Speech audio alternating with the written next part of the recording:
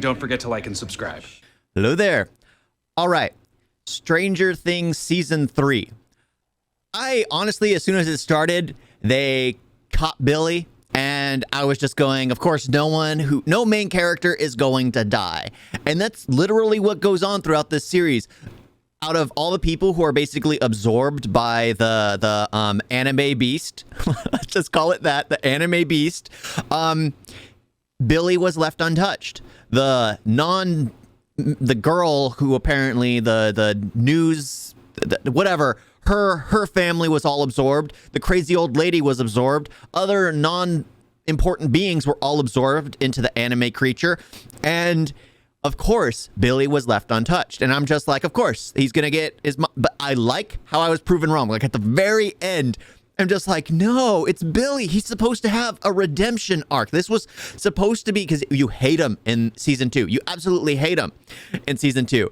And then here, you feel sorry for him. I wanted it to go, like, at the very last minute. I mean, the fact that he says sorry to Max and they get rid of him is just gut-wrenching. Because it's like...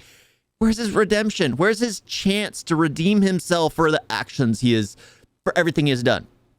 They don't give him it. They don't give him a chance. But it was just like, it's fine. It worked amazingly. They knew what they were doing.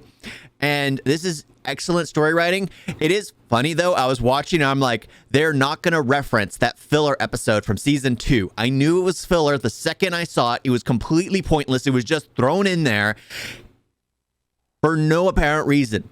No apparent reason. And they did not bring it back. They realized that story was absolute trash. They had a cast that just couldn't do anything. It was going absolutely nowhere, and they just scrapped it. They're like, you know what? This isn't working. Let's go back to what worked.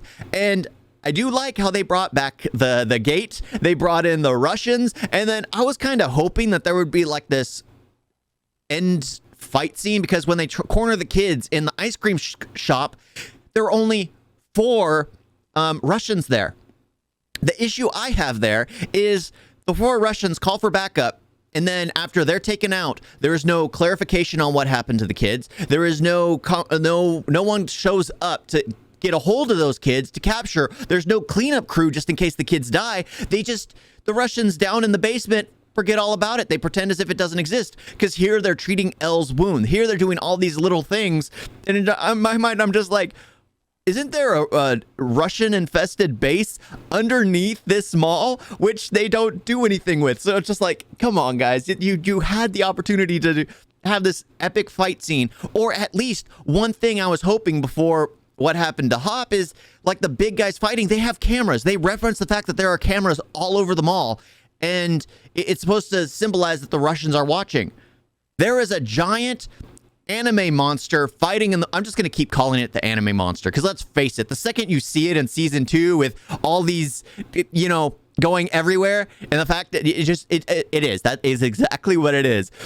And it was freaking annoying, because it's just like, you guys don't see this giant beast that's fighting up there. One thing I was really hoping was the Arnold Schwarzenegger Russian, he was going to see it. And it would basically throw them off guard, realizing the things they were creating, the things they were letting loose. But I like how they ended it where they're aware of what they did. They're aware the fact that there is something on the other side, and they're just wanting it to come over. As long as they can be in control of it, they would be superior, because it's a weapon. That's what it is. It's a weapon to them. That's what they assume. They think it's a wild animal they can tame. No, the kids know better. Hop knows better. And I hate what I know they can't get rid of him. Like I said it at the very end, like when I was watching it, was like, they can't get rid of him. They absolutely cannot. He is going into the gate. The gate is open behind him. He knows that thing's going to explode. He's going to take the one escape to get back to his daughter. He is not going to abandon his daughter. This is the ideal father in this show. They do a great job of showing that every other father in this show is, well, except for Lucas's dad. Lucas's dad is just absolutely... They had him in one scene in Season 2, and immediately you know he's a happily married man, because he knows exactly what to say. So that was just the best part. Every other family, other than Lucas's, is all broken apart.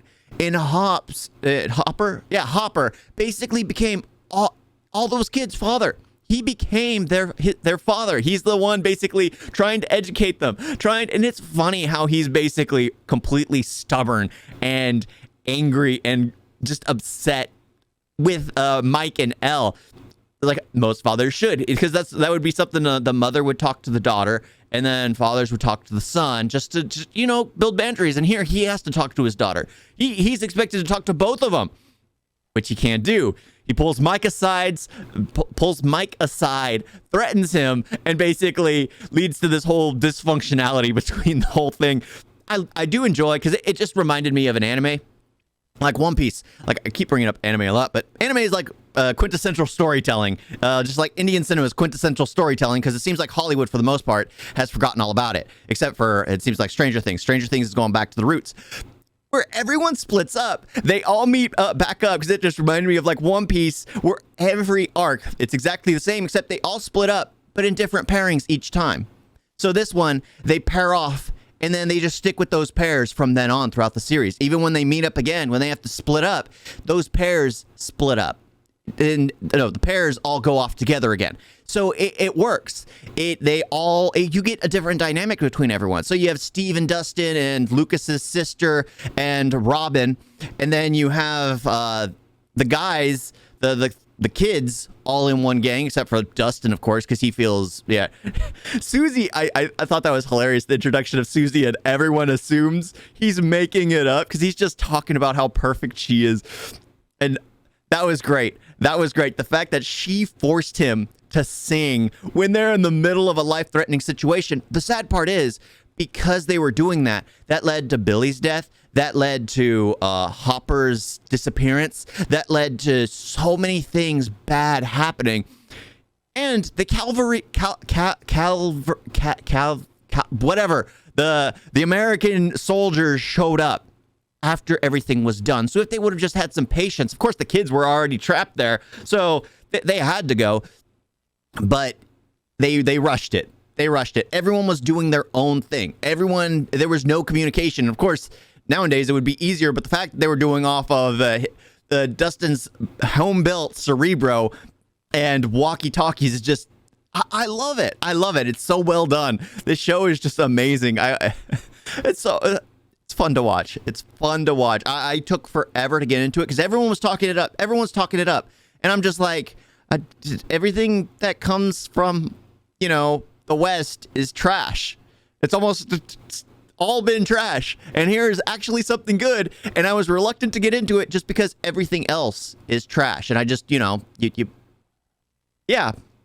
amazing series, amazing show. Absolutely love it.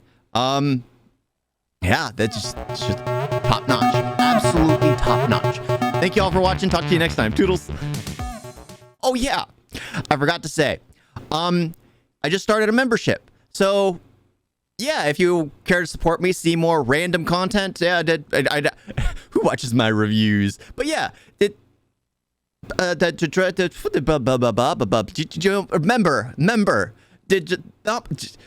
scratch it. Yeah. Thank y'all for watching. Talk to you next time. Toodles. I'll have to figure out something to say about that. Yeah, next time.